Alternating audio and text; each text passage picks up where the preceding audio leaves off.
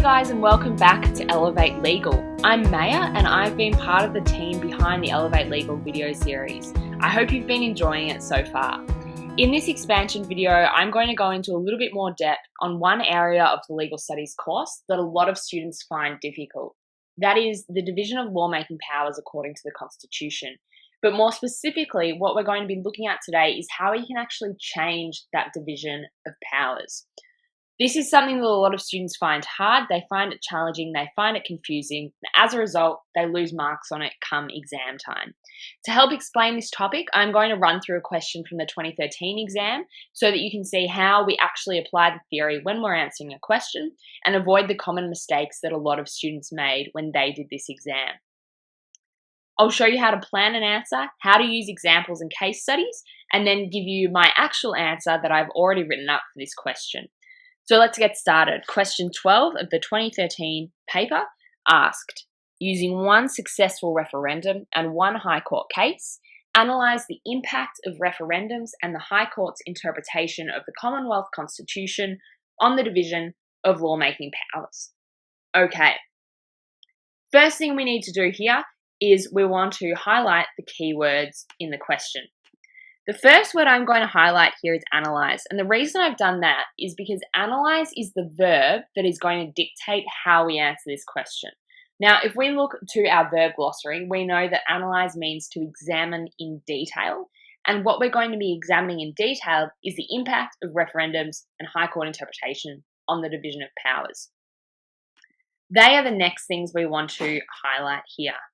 So the other keywords: impact, referendums, High Court's interpretation, and then division of lawmaking powers, because they're the key elements of this question that we're going to need to address.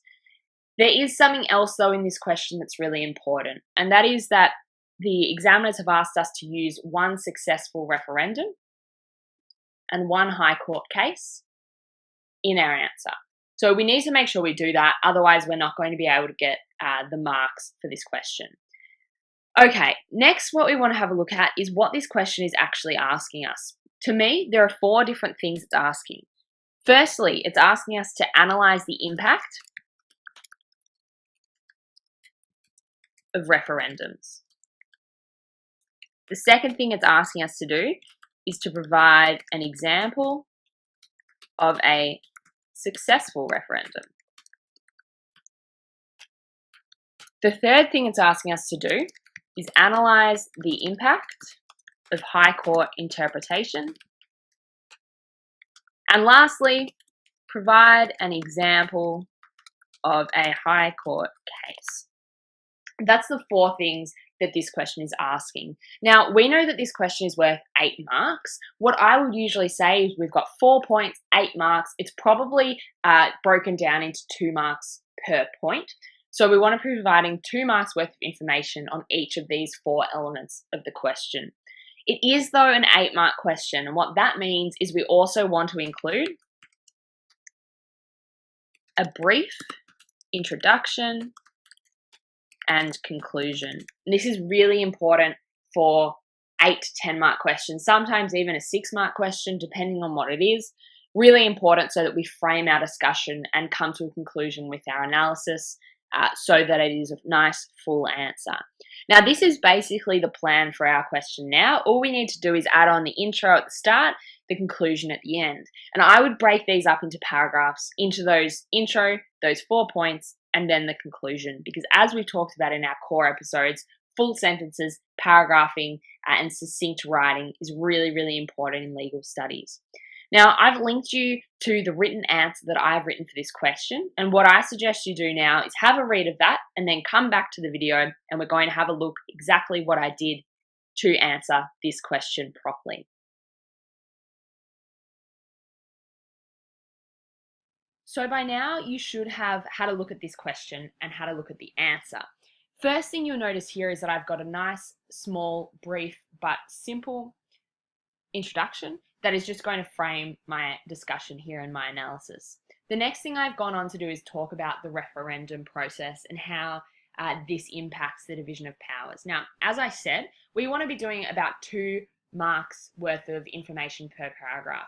So the first mark of information here I've talked about is this double majority element of the referendum that we need to make sure is satisfied for it to be successful. And this is something that is really difficult to satisfy, and as a result, something that impacts the ability of referendums to change the division of powers because it is quite difficult to achieve.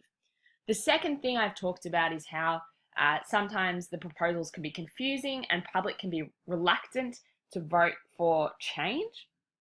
And this can also affect the impact of the referendum and, as a result, the impact of the division of powers. You'll also notice that at the beginning, I've done a very brief introduction on what a referendum is, just to give it a little bit of context. And then I've moved on here to the successful referendum that I'm going to talk about. So I've decided to talk about the 1967 referendum regarding Aboriginal Australians. And in this question, as we know, we're asked to use examples. It is really important that we do that correctly. So there are a few things you need to include when you're talking about examples for a referendum or case studies from the High Court, whether that's for questions about the division of powers or for the protection of human rights.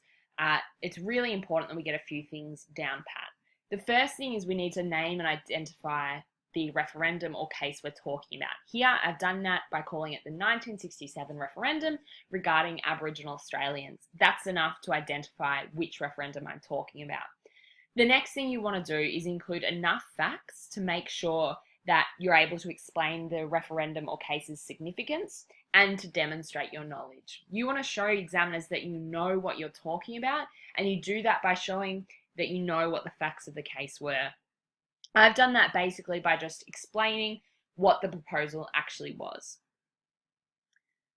The next thing you need to do is provide an adequate discussion of the significance of the referendum or what the impact was without oversimplifying it. This is what I've done here. I've also said how it's amended the Constitution so we know it was successful and that it's broadened the Commonwealth's power as well as protecting Indigenous people's rights. There's the impact there and how it has impacted the division of powers. Okay, next thing is the High Court interpretation. Again, the 2 marks I've talked about here is that it's much easier to effect because it does not involve the stringent rules of referendum process, nor does it rely on public support. Rather, the judges of the High Court are the ones making the decision here. And that's how it's a bit different to a referendum, why it's easier to occur, and as a result, why it might have a broader impact on the division of powers. Then here I've moved on to the case study. Again, I've named and identified the case. I've talked here about the facts, and then I've moved on to the impact of the Franklin Dam case and what it has meant for the division of powers. Here, it has drastically broadened the Commonwealth's reach because now they can make widespread legislation that usually would be considered to violate the division of powers because they're based on residual powers.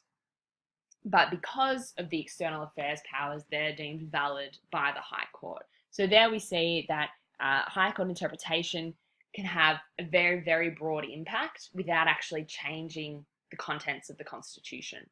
Last but not least, I've done a very small conclusion here saying that overall, High Court interpretation can have a much broader and larger impact, but referendum, where successful, can have a more permanent change because it is actually the wording of that Constitution. That is basically how you want to answer a question like that. It is simple, straight to the point, a small intro, small conclusion, paragraphing, full sentences, and careful consideration of your cases. That's all I've got for you today, but make sure you tune back into the core episodes to keep on track, and for a little bit of extra detail on specific areas, you know where to find these expansion videos. Thanks everyone, I'm Maya, and this is Elevate Legal.